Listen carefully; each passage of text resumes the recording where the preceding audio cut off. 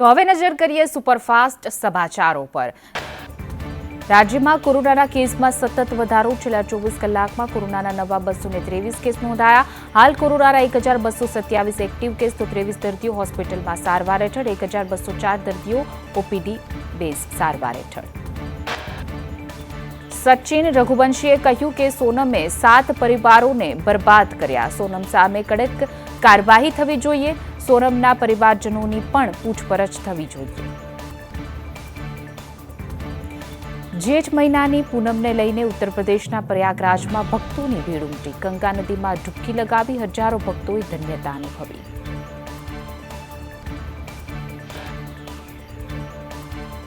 ભારતમાં એસીનું minimum temperature વધારવામાં આવશે। એસીનું મિનિમમ ટેમ્પરેચર 20 ડિગ્રી કરવાની કેન્દ્રની તૈયારી। વીજળીની બચત અને પર્યાવરણના રક્ષણ માટે મોટો નિર્ણય લેવાયો।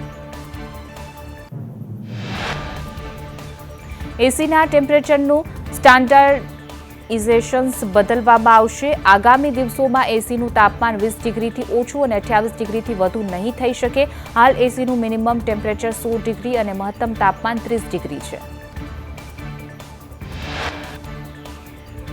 આજે સૌરાષ્ટ્ર અને દક્ષિણ ગુજરાતમાં હળવા વરસાદની આગાહી। ગીર સોમનાથ, અમરેલી, ભાવનગરમાં વરસાદની આગાહી। તો વળી દક્ષિણ ગુજરાતના તાપી, નવસારી, વલસાડ, ડાંગ, દમણ, દાદરાનગર હવેલીમાં પણ વરસાદની આગાહી। હવામાં આવતા ભેજના કારણે વરસાદની શક્યતા।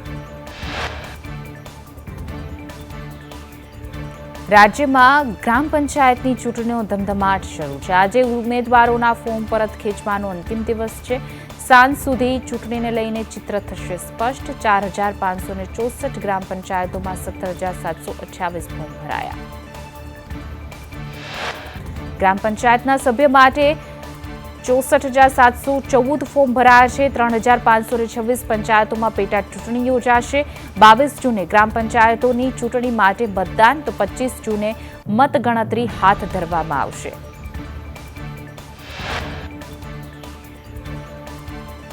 મોરબીની રણછોડગઢ ગ્રામ પંચાયત બની સમરસ। સતત બીજી વખત રણછોડગઢ પંચાયત સમરસ બની છે। સરપંચ તરીકે યુવા મહિલા આગેવાનની પસંદગી કરાઈ।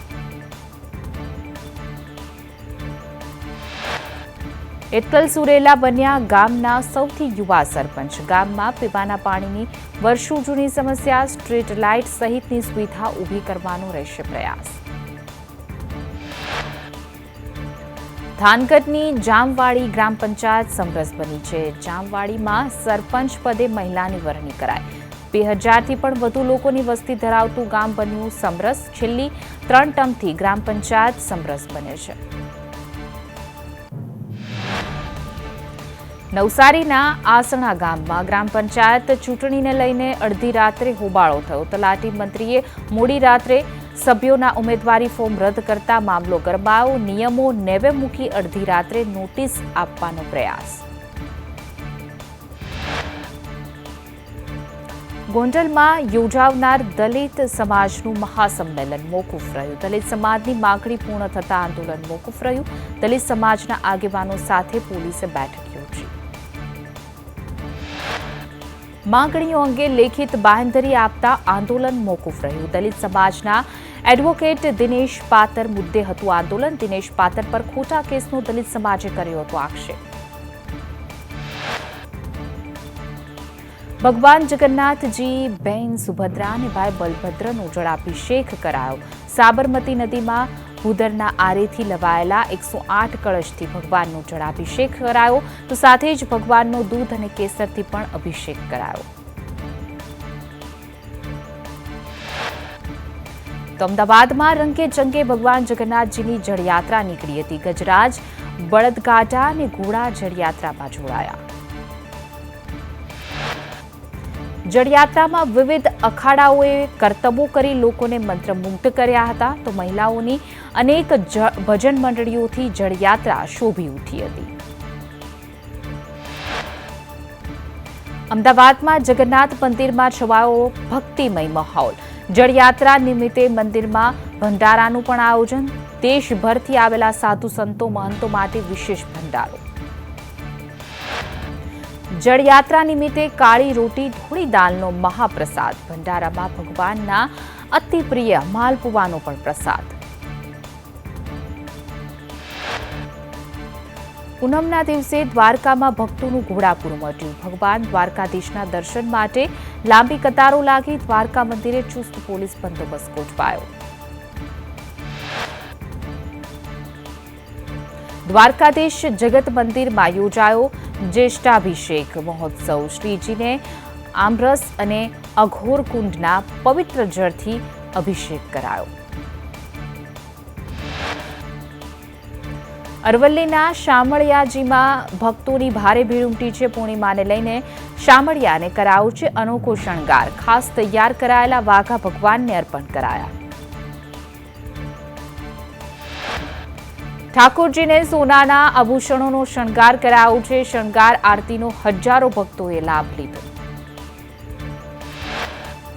અમદાવાદમાં આંતરરાષ્ટ્રીય યોગ દિવસની ઉજવણી પહેલા તૈયારીઓ તેજ થઈ. રિવરફ્રન્ટ ખાતે મુખ્યમંત્રી ભૂપેન્દ્ર પટેલ સહિત 10,000 લોકોએ એકસાથે યોગ કર્યા. ભાવનગરમાં આવતીકાલથી 3 દિવસ વીજકાપ. પીજીવીસીએલ દ્વારા વીજ લાઇનની કામગીરીને લઈને વીજકાપ કરાયો છે. સવારે 6 થી 11 વાગ્યા સુધી વીજકાપ રહેશે. ભરતનગર વાઘાવાડી રૂપાણી ફીડરના વિસ્તારમાં વીજકાપ રહેશે. 5 કલાકના વીજકાપથી લોકો ગરમીમાં શેકાશે.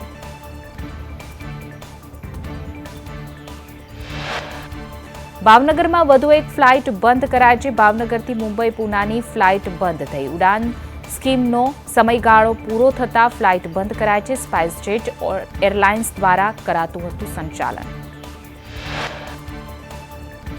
સુરતમાં બેરોજગાર રત્નકલાકારોને આર્થિક સહાય. અત્યાર સુધીમાં 179 બેરોજગાર રત્નકલાકારોની નોંધણી થઈ. ડાયમંડ એસોસિએશને 19 પ્રમાણપત્રો ઇસ્યુ કર્યા છે. બેરોજગાર રત્નકલાકારોની ખરાઈનો મુદ્દો પેચીદો બન્યો છે.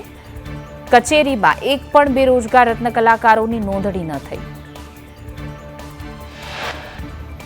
પ્રમાણપત્ર આપવાની જવાબદારી ડાયમંડ એસોસિએશનના શિરે છે, તો કલેક્ટરે વરાછાની અનેક શાળાઓના સંચાલકોને તેડાવ્યા. વડોદરાની મુકરપુરા જીઆઈડીસીમાં ભંગારના ગોડાઉનમાં આગ લાગી છે, તો ફાયરની ટીમે આગ પર કાબુ મેળવ્યો છે. આ ઘટનામાં કોઈ જાનહાનિના સમાચાર નહીં. ભરૂચના જગન્નાથ મંદિરે સ્નાન પૂર્ણિમાની ઉજવણી કરાઈ, જેમાં ભગવાન જગન્નાથ, ભાઈ બલભદ્ર અને બહેન સુભદ્રાને 108 કળશ પાણીમાં સ્નાન કરાવવામાં આવ્યું.